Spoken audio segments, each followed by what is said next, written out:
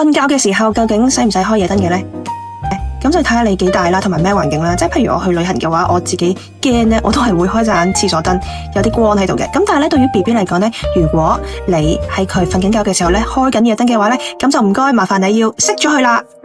咁有研究顯示咧 ，BB 其實係唔驚黑嘅，佢哋對於黑暗嘅恐懼咧，其實係去到大概4歲至到7歲先仲開始，已經3、4歲啦。咁佢睇咗怪獸公司喎，有毛毛喺個衣櫃嗰度爬出嚟嚇佢咯。咁呢個係後天形成嘅。咁而喺 BB 細個嘅時候咧，其實係唔怕黑嘅。咁所以咧喺瞓覺嘅時候咧，你就唔好開住盞夜燈俾佢啦，因為黑暗嘅環境對於 BB 分泌褪黑激素係非常之重要嘅。亦都有一啲研究發現啦，一啲6個月大嘅 BB 發現佢哋喺黑暗中揾嘢嘅能力咧係專注過喺有光嘅情況之下揾嘢，即係對於佢哋嚟講，揾奶樽啊、揾奶嘴啊，喺黑暗中咧都係完全冇問題，仲好過大人嘅。